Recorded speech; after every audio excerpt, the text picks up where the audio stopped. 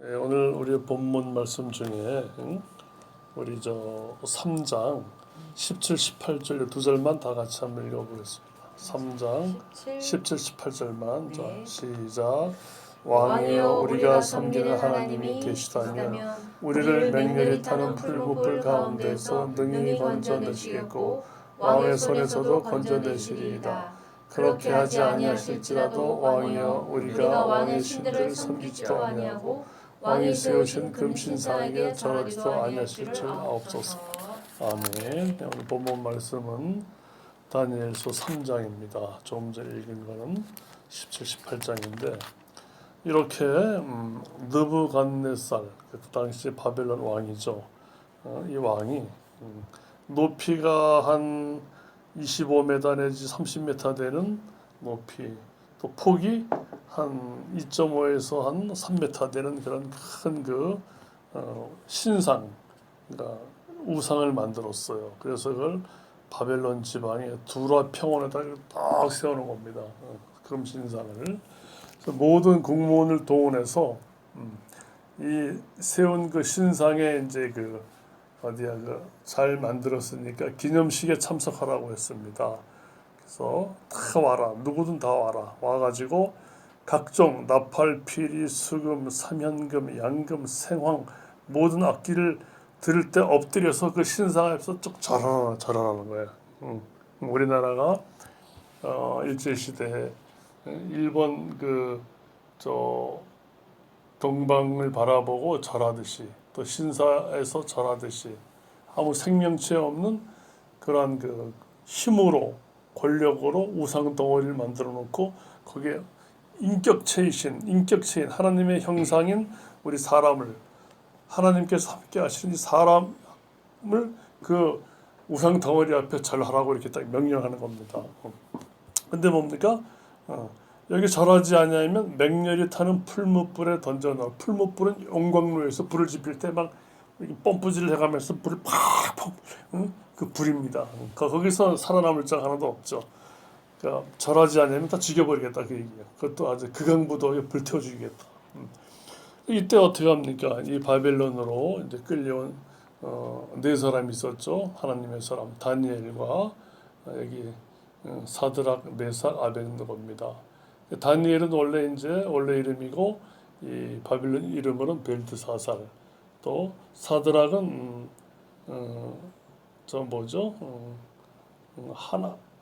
하사엘. 아무튼 이제 사드락, 메삭, 아벳느고 이름을 이렇게 바뀌었어요. 이렇게 네 사람인데 이 유다 사람들을 이제 고소하는 거예요. 왕한테 가서 이제 아부를 떠는 겁니다. 왕이요 만수무강하세요. 그리고 그 모든 악기를 울릴 때 금신상 왕이 만드신 신상 앞에 절하라 했는데 절하지 아니하는 자는 불태워 죽이라 하지 않았습니까? 그러니까 이제 유다 사람 중에 사드락, 메삭, 아벳느고가 절하지 아니합니다. 알겠다. 고발이 되나 고소 한번 되게 했습니다. 고발은 이제 삼자가는 거고 고소는 당사 했습니다. 이렇게. 그러니까 느부갓네살 왕이 이제 화가 났어요. 자기 명령을 거역하니까 끌고 와라. 또 끌고 와서 물어봅니다. 너희들 왜 절하지 아니한다 했는데 사실이니? 물어보니까 이절에도 준비했다가 악기 울리면 절해라. 절하지 않으면 뭐 맹렬히 타는 풀무불 가운데 던져 넣을 텐데 어떠한 신도 거기서 너희를 건져줄 수가 없다. 딱 그랬어요. 그때 사드락, 메삭, 아벳느고가 대답합니다. 왕에게 왕이요, 우리는 대답할 필요가 없습니다. 이렇게 차분하게 대답할 필요가 없습니다. 왜? 우리 하나님이 우리를 그 타는 풀무불 가운데서 우리를 건져내실 것이고 왕의 손에서도 건져낼 겁니다. 그래서 그러니까 왕이 더 화가 나겠죠. 하지만 이 사드락, 메삭, 아벳느고는 그럽니다. 그렇게 안 하실지라도 하나님께서 우리를 구원하시지 않고 풀무불에서 구원하시지도 않고 왕의 손에서 죽게 한다 할지라도 저희는 왕이 만든 그 우상 덩어리 신을 섬기지도 아니하고 절하지도 아니할 줄을 왕은 아시옵소서 그랬어요. 한마디로 뭡니까? 이건 그냥 막 대든 거죠, 그죠? 그러니까 요즘 말로 죽으려고 그냥 어떻게 보면 이제 날 죽여주세요 한 거죠. 그래서 죽여달라는 거예요. 차라리 거기 굴복하고 사느니 나 죽겠다는 거예요. 하나님의 사랑. 하나님의 사랑을 받는 자들이죠. 그래서 느부갓네살 왕이 분이 가득해서 자 보통 풀무불도 다 타 죽는데 그 배 불의 온도를 7배나 더 뜨겁게 올리라는 거예요. 불. 어떻게 됐어요? 근처만 가도 다 타는 거예요.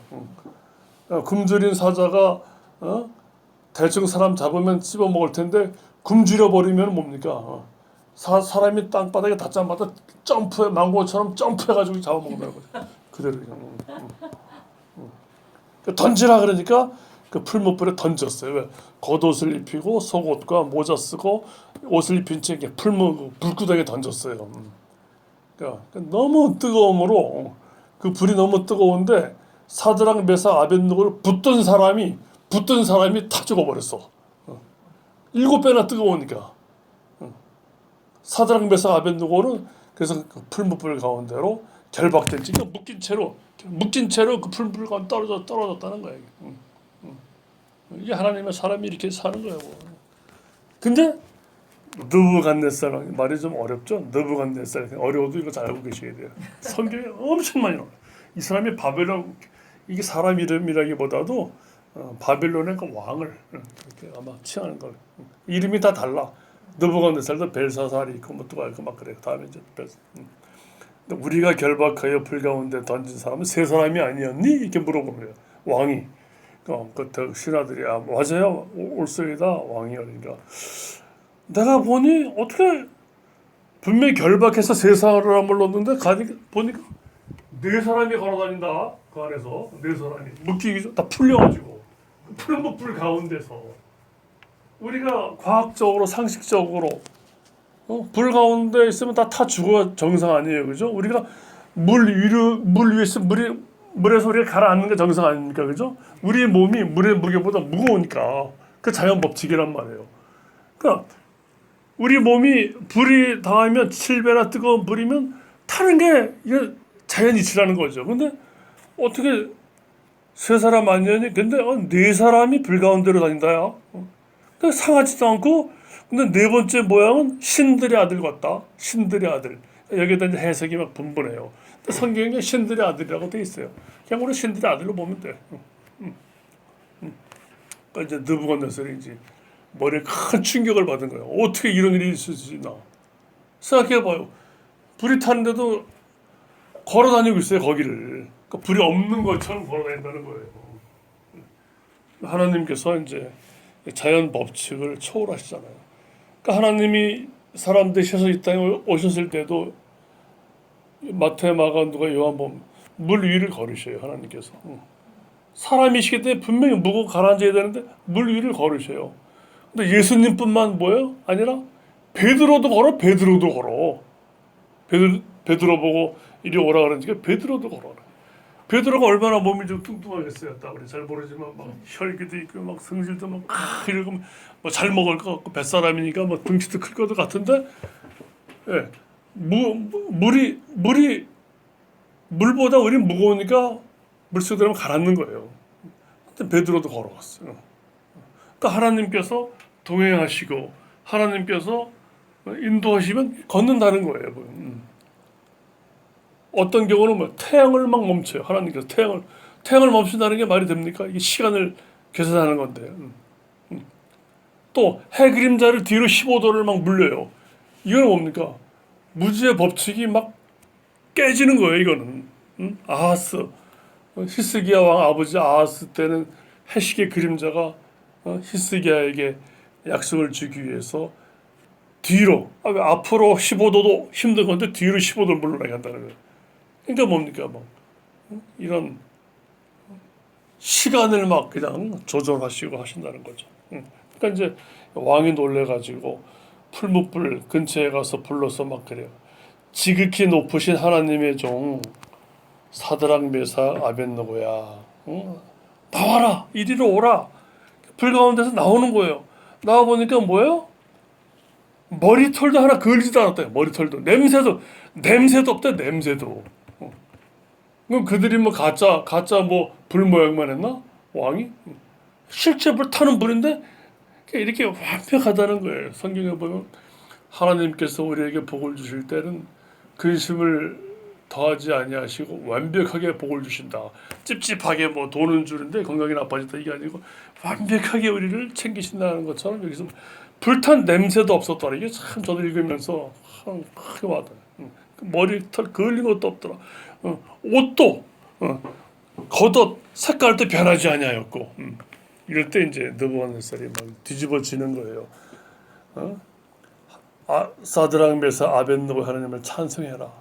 그 천사를 보내서 하나님을 의뢰하고 이렇게 목숨까지 버려가면서 왕의 명령을 거역하고 하나님 밖에는 다른 신을 섬기지 아니하며 절하지 아니한 그 종들을 구원하셨도다. 죽이려고 했던 왕이 이제 굴복하는 거예요. 하나님 앞에 시인하는 거예요. 이렇게. 그러면서 이제부터 어떻게 돼요? 내가 큰 지방에다가 명령을 한다는 거예요.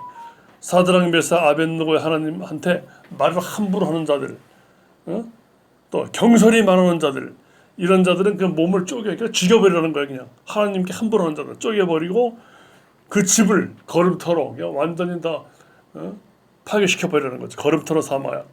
이는 사람을 구원할 다른 신이 없음이니라. 오히려 믿지 아니하는 바벨론 왕이 하나님만이 이렇게 참신임을 시인하는 거예요. 그래서 사드락과 메삭과 아벳느고를 더욱더 그 지방에서 높이는 거죠. 이렇게 우리는 살아가면서 역사적으로 한 국가에서 권력을 잡아요.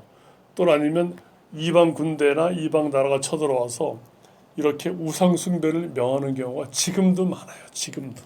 지금도 거기에 절해라. 절하지 않으면 죽인다. 거의 다 절해요. 먹고 살기 위해서 다 절해요. 다 절해요. 너무나 쉽게 절해요. 너무나 쉽게. 그러니까 우리 어렸을 때는 저런 거 국기에 대한 경례 이런 게 있었어요. 그러니까 경례는 어떤 인격체에다 하는 거거든요. 국기는 어떻든 우리나라의 상징이지만 그냥 상징일 뿐이지 어떤 인격체가 아니란 말이에요. 그래서 이렇게 이게 없어지고 뭘로 다짐으로 변했죠. 나는 자랑스러운 옛날 왜 이것도 하나의 어떠한 그런 경배의 대상이 된다고 하셔서 그냥 국기에 대한 주목 가슴에다 한다. 그래서 우리가 이제 다짐 주목을 이제 하는 거죠. 근데 세상에는 이런 게 너무나 많아요. 먹고 살기 위해서 필요 이상으로 우리가 막 무릎 꿇고 필요 이상으로 또 어느 직장은 보면은 또 매년 산에 가서 고살 지내는 직장이 있어요. 몇백 명 되는 회사인데도 그러면 거의 고살 지내러 다 재물 들고 올라가는 거예요. 전부 다 직원들이 전부 다. 거기엔 기독교인도 많이 있어요. 보면 그냥 먹고 살려고 다 올라가고 있는 거예요. 눈에 안 보이게. 그러니까 이렇게 먹고 사는 게 내가 사는 게 중요하다고 해서 이렇게 우리가 너무나 쉽게 하나님이 싫어하시는 이런 행동할 때가 많은 거예요. 우리가. 그러니까 로렌스 형제 같은 경우도 어떻게 됐어요? 프랑스 사람이지만 독일 군대가 쳐들어왔을 때 독일 군들이 와서 너는 간첩이다. 그러니까 넌 죽어야 된다. 그러니까 나는 간첩 아니다. 나는 죽을 만한 죄는 안 졌지만 너희가 죽이겠다 그러면 나는 죽을 준비는 돼 있다. 죽이겠다고 했을 때 느부갓네살은 죽이겠다고 했을 때 그래 난 죽을 준비 돼 있다. 딱 하니까 그 독일군 장교가 살려줬어요. 그 로렌스 형제를 보고 난 죽을 만한 죄를 짓지 않았는데 죽을 준비는 돼 있다. 이렇게 탐내. 그러니까 우리가 이제 하와이에서 지금 그 재난과 재앙이 덮쳐서 백몇몇 명이 죽고 천몇백 명이 실종됐어요. 응? 200명으로 바뀌었어요. 그들이 그 재앙을 봤을 때 그 어떻게?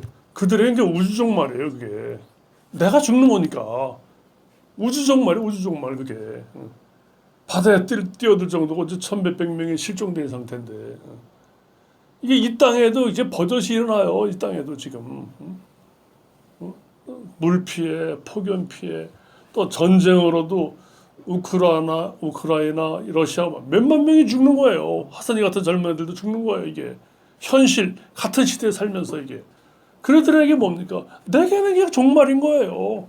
내게는 주님이 이 땅에 오시기 전에 뭐 천지가 개벽하고 진동하고 우주가 파괴되고 그들에게 그게 뭐가 중요해요? 그런 장하고 똑같죠. 그들에게는. 지금도 계시록이 계속 진행되는 거예요. 지금도 세상 곳이 파괴되고. 또 철학자들 이렇게 얘기하잖아요. 우리가 밤에 잠을 잘 때 이렇게 악몽, 아주 나쁜 꿈을 꾼다는 거예요. 깨고 나면 휴 살았다 그렇게 얘기한다는 거예요.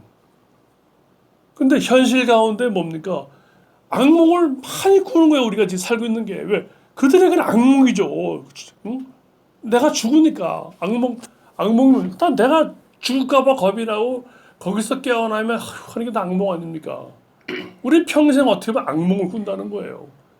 이 세상을 떠나야만이 그것이 그친다는 거예요. 이렇게 철학자들도 얘기를 해요. 편히 쉴 날이 없으니까. 근데 우리도 너무나 쉽게 이렇게 나의 신앙하고는 상관없이 이 세상은 끊임없이 네가 여기에 굴복하면은 이런 혜택이 있어. 신앙을 저버리면 혜택이 있어. 이런 게 굉장히 많습니다. 직장도 그렇고. 왜? 실장에 가서도 뭡니까? 하나님께 집중하지 못할 정도로 예배 드릴 수 없을 정도로 직원들을 바쁘게 만들어요. 근데 다들 뭐 좋은 직장이고 돈 많이 주니까 침 흘리면서 그냥 해. 나중에 하나님 이거 뭐 다 잊어버리는 거예요. 이런 경우가 너무나 많아요. 그러니까 오히려 좋은 직장 다닐수록 하나님을 잘 못 믿을 확률도 커요. 왜? 거기 너무 그 매력이 있으니까. 모든 게 다 나한테 혜택이 있으니까. 그러니까 지금은 당장 이러한 우상 숭배를 강요하진 않지만 우리는 알게 모르게 어디에서도 또 친구들끼리도 야 임마 무슨 막 기독교인이라고 막다 그냥 다 술 먹고 임마 기독교인들도 이것도 하고 임마 저것도 하고 많다 이게. 거긴 자기도 모르게 뭐 문화라고 생각해서 거기 빠져들어가요. 그러니까 우리가 가까운 날 일제 시대 때 뭡니까? 일본 에게 무릎 꿇릴 때 각 교단에서 그거는 우상숭배다가 아니다 이렇게 얘기했어요. 전부 다. 근데 뭐야? 기독교의 목사님들도 거의 다 무릎을 꿇었어요. 일본에게 다.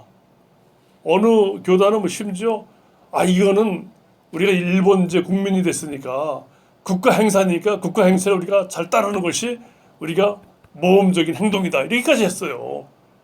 그래서 그 신사참배니 이런 것 때문에 고통 안 당한 교단도 꽤 있어요. 보면은 그래도 우리가 이 장로교회를 우리가 여러 가지 좀 부족한 점이 많지만 그래도 끝까지 버틴 게 장로교회예요.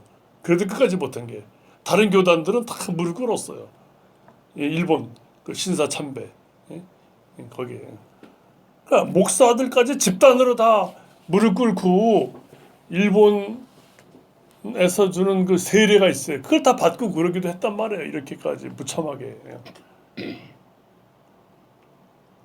근데 여기서 뭐 다니엘은 뭐라 그랬어? 여기서 우리를 구원하시지 아니하실지라도 그러니까 내가 죽는다 할지라도 신사참 우상숭배 안 하겠습니다. 다 했어요.